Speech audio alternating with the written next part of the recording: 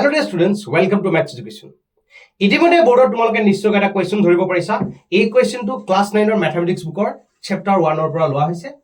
Number সিস্টেমৰ পৰা এইটো এটা খুবই ইম্পৰ্টেন্ট কোৱেশ্চন, কিয়নো তোমালোকে বিভিন্ন সময়ত তোমালোকৰ হৈ যোৱা পৰীক্ষাবিলাকত এই ধৰণৰ প্ৰশ্ন এটা তোমালোকে নিশ্চয়কৈ দেখিছা।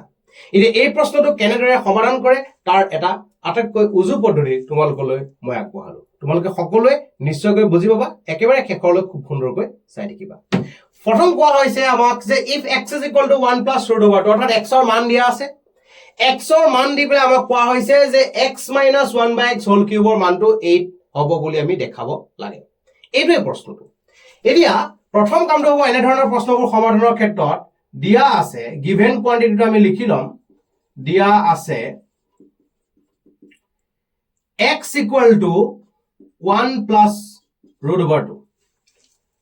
এতিয়া যেহেতু আমি x ৰ লগত আমি দেখিছো 1 by x এটা কোয়ান্টিটি আছে, গতিকে এই 1 by x টোৰ ভ্যালু ফাইন্ড কৰিবলৈ চেষ্টা কৰো। গতিকে 1 by x ইকুৱেল টু কিমান হ'ব?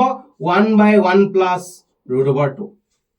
এতিয়া এই কথাটো সদায় মনোযোগ দিবা, যেতিয়া তোমালোকে হৰ পৰ্যায়ত অৰ্থাৎ হৰত ডেনোমিনেটৰত যেতিয়া এনে ধৰণৰ root over চিন থকা নাম্বাৰ দেখা পাবা, তেতিয়া এটা ঠিক সদায় মনত ৰাখিবা, ইয়াত যদি প্লাস থাকে তেতিয়ালে একেগিটা কোয়ান্টিটি মাজতে মাইনাস এটা দি প্লাই প্ৰডাক্ট কৰিবা, যদি মাইনাস থাকে তেতিয়ালে প্লাস দি প্লাই প্ৰডাক্ট কৰিবা।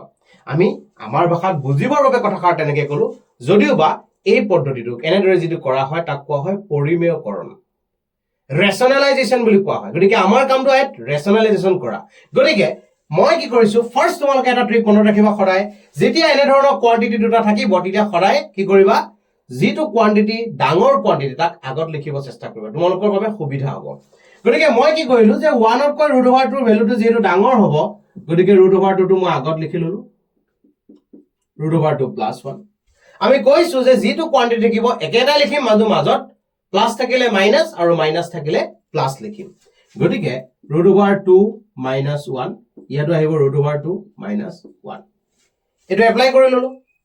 এপ্লাই কৰাৰ পিছত এতিয়া কি আহিব আমাৰ বাবে, ওপৰত আহিলে root over 2 minus 1 আৰু তলত আহিলে ভালদৰে চোৱা, যেতিয়া কোয়ান্টিটিটো এনেদৰে হয় এবাৰ প্লাস এবাৰ minus, a plus b whole into a minus b দৰে দেখিবলৈ লাগিছে, গতিকে আমি ক'ব পৰা হলো এটো a square minus b square।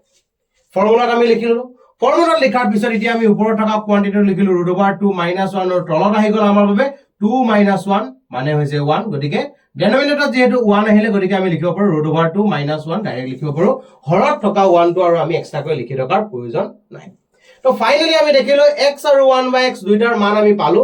গতিকে মই এটা লিখিব পৰা হলো এতেকে x minus 1 by x equal to কিমান হ'ব, 1 plus root over 2 minus root over 2 minus 1। কৰাৰ লগে লগে আমি দেখিলো ইয়াতে আহিছে 1 plus root over 2, এই মাইনাসৰ লগত প্ৰডাক্ট কৰিলে root over 2 plus 1। Finally root over 2 দুটা কেনসেল হল, আমি ক'ব পৰা হলো যে x minus 1 by x ৰ মান 1 plus 1 কৰিলে আমি 2 পাম।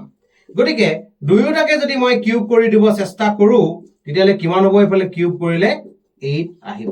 তো ফাইনালি আমি ক'ব পৰা হলো x minus 1 by x whole cube equal to 8। এইটো হৈছে আমি বিচৰা আনসাৰটো। গতিকে এটা খুব সহজ প্ৰশ্ন, তোমালোকে নিশ্চয়কৈ বুজি পাইছা। গতিকে এনে ধৰণে এই প্ৰশ্নবোৰ আহিলে তোমালোকে ৰেশনালাইজেশন প্ৰক্ৰিয়াটোৰ দ্বাৰা খুব সুন্দৰকৈ কৰিব পাৰিবা। আজিলৈ মানে ধন্যবাদ।